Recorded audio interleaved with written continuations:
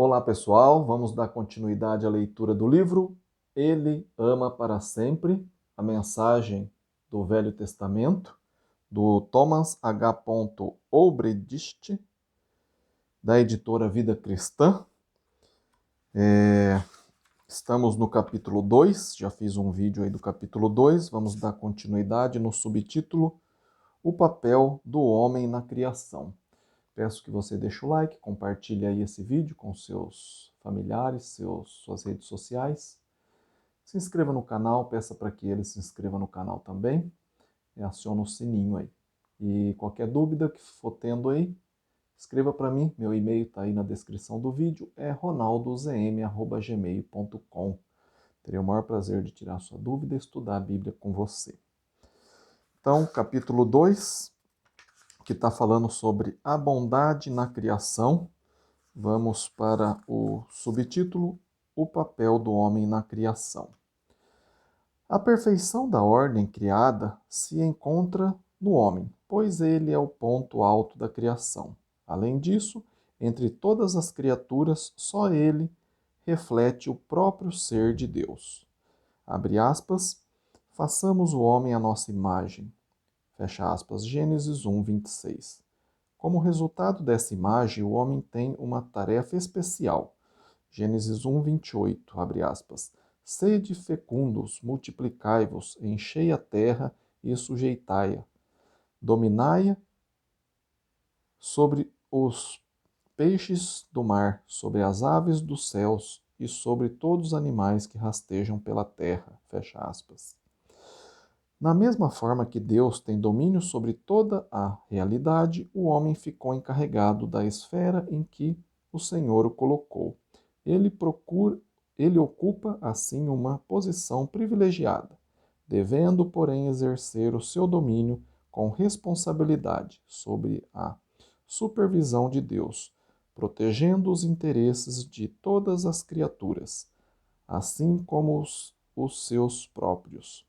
Como resultado de nossa educação na escola, estamos acostumados a pensar no homem apenas como o mamífero mais altamente desenvolvido e complexo da Terra, com capacidade de raciocínio e organização superior aos demais. O Velho Testamento vai um pouco além disso e vê o homem como centro ao redor do qual a criação gira. Isto acontece devido ao seu relacionamento singular com Deus, conforme está lá Salmos 8, de 4 a 8. Apesar do homem ser pó, está lá em Salmos 103, 14 e Gênesis 2, 7, ele é, abre aspas, pouco menos que Deus, fecha aspas. O ser humano é a coroa e a glória da criação. A ordem em que a criação ocorre em Gênesis capítulo 1 e capítulo 2 não reflete somente a sequência cronológica, mas também a classe de cada espécie. Muitas pessoas pesquisam o livro de Gênesis para determinar até que ponto ele esclarece a questão do aparecimento da terra e suas criaturas. Nós quase sempre lemos o relato de Gênesis automaticamente sob essa perspectiva. Ao que parece, porém, a cronologia não era tão importante para o autor quanto a classe. O homem acaba sendo o ponto alto da criação em ambos os casos. O verdadeiro foco de Gênesis capítulo 1 e capítulo 2 fica no geral esquecido por causa das perguntas feitas ao texto pela ciência moderna. O escritor procurou, entretanto, destacar a bondade de Deus porque o homem ocupa o centro do cenário da vida. O outro subtítulo, Ordem de Chamada dos Artistas.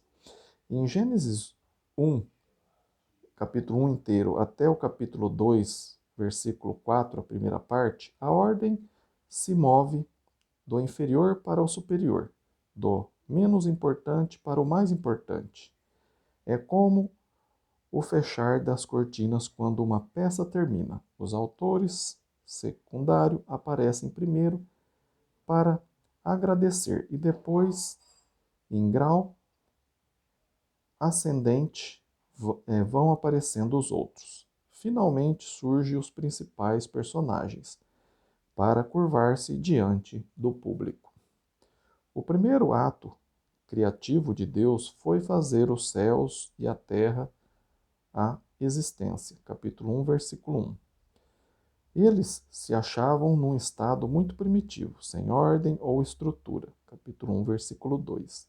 Deus passou a estabelecer ordem e estrutura, em lugar de desordem e caos. Ele realizou esta grande tarefa a fim de proporcionar um ambiente confortável para aquele que apareceria mais tarde. Ele desafiou a escuridão chamando a luz. Gênesis 1:3. E estabeleceu limites para as trevas. Gênesis 1:4. A seguir, limitou as águas, separando-as por meio de um firmamento. Capítulo 1, versículo 7. Ele também juntou as águas sobre a terra. Capítulo 1, versículo 9. Para que aparecesse a porção seca. 1:10. Uma vez separada a terra das águas caóticas, Deus fez surgir a vegetação. Capítulo 1, versículo 11.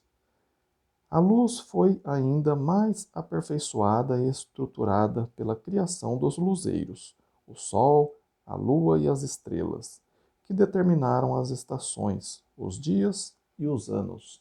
Gênesis 1, 14 a 18. Deus estava agora pronto para chamar à existência as criaturas marinhas e aladas. 1:20. No sexto dia, os mamíferos apareceram na terra e por último, como um grande final, Deus criou o homem e deu-lhe o domínio sobre o resto da criação. A razão para a ordem é, portanto, clara. Deus começou no nível mais primitivo, criando a seguir formas cada vez superiores de existência, até chegar ao homem, o ápice da criação.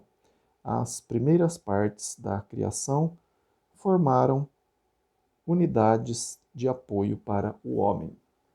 Subtítulo: Ordem para começar.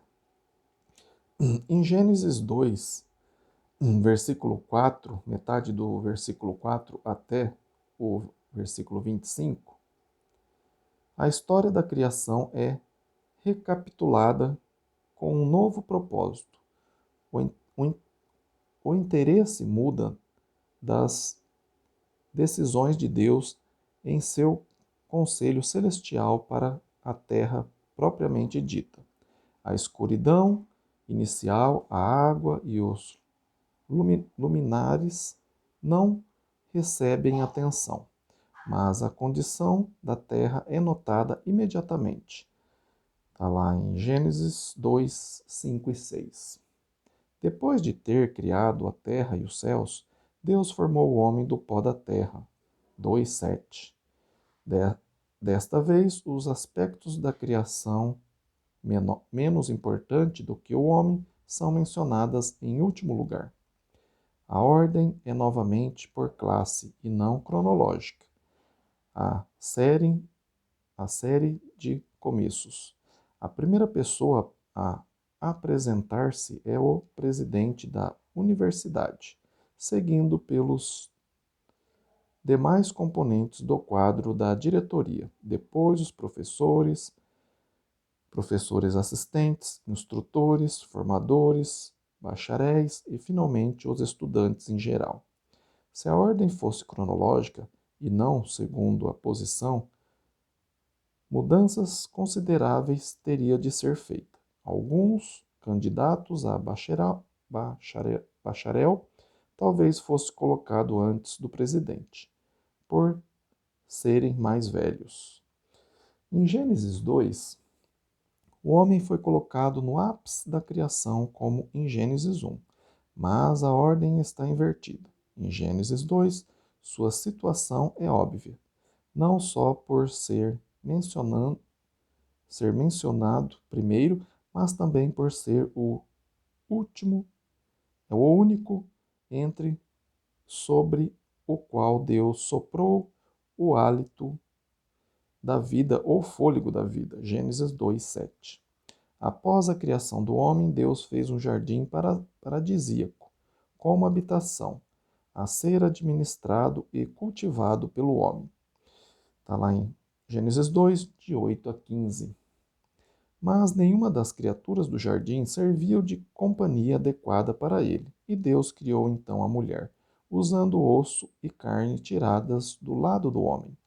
A mulher surgiu depois dos animais, mas era superior a eles, por ter sido criada do homem, que estava em primeiro lugar. Esses dois relatos fazem afirmações idênticas de maneiras distintas. Eles declaram que o amor bondoso e firme do Senhor se manifesta na obra da criação. Ele deu ao homem um papel destacado e criou um ambiente que satisfez suas necessidades humanas. O homem é de fato o mais abençoado dos seres quando vive segundo as regras divinas. A própria criação declara que Deus ama para sempre.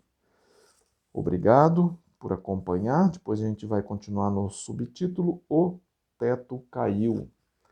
Vamos ver o que vai falar do Teto Caiu.